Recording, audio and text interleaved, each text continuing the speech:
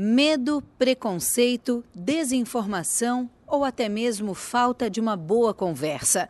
Essas são algumas das prováveis causas pelo baixo índice de captação de órgãos e tecidos para doação em Itajaí. No Hospital Marieta Conder-Bornhausen, não chega a 3% a quantidade de famílias que autorizam a doação de órgãos de parentes.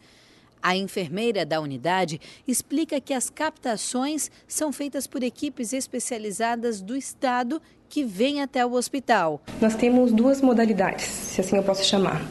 A doação de órgãos após uma morte encefálica diagnosticada e após uma parada cardiorrespiratória. Após o diagnóstico fechado de morte encefálica, que consiste de 2 testes clínicos e mais uma prova gráfica, a gente pode conversar sobre essa família, sobre doação de órgãos. Após esse diagnóstico fechado, nós temos a certeza de que esse paciente está com morte cerebral.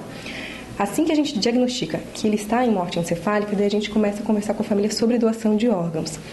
Esse paciente ele é um potencial doador, tanto para órgãos quanto para tecidos.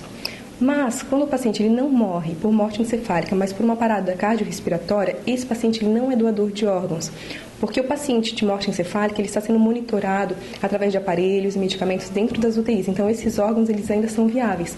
Quando o paciente morre após uma parada cardiorrespiratória, ele não tem, esses órgãos eles não estão sendo monitorados. Então, por essa razão, ele pode apenas doar córneas, tecido, né? Todos os órgãos e tecidos captados atendem a uma fila única nacional. E se o número de doadores é pequeno, a fila por quem espera um transplante não.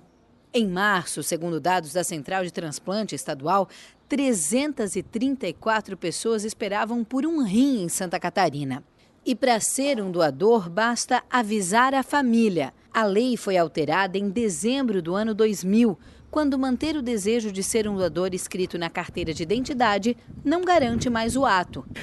Todas aquelas pessoas que querem ser doadoras de órgãos, elas precisam deixar bem claro para a família que ela é uma doadora de órgãos.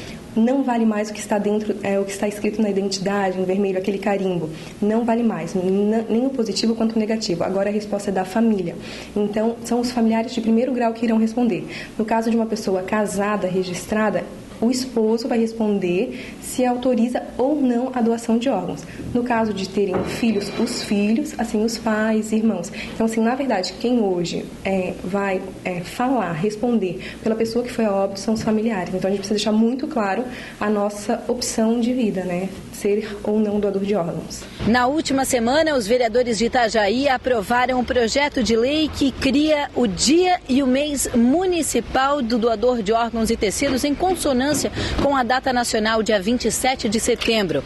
Os vereadores também aprovaram a indicação de Neuza Giraldi, do PMDB, que solicita à Secretaria de Saúde de Itajaí o início de uma campanha de conscientização sobre o tema. Em entrevista ao Diarinho, o secretário de Saúde, Márcio Silveira, diz que vai dar início à campanha nos próximos dias.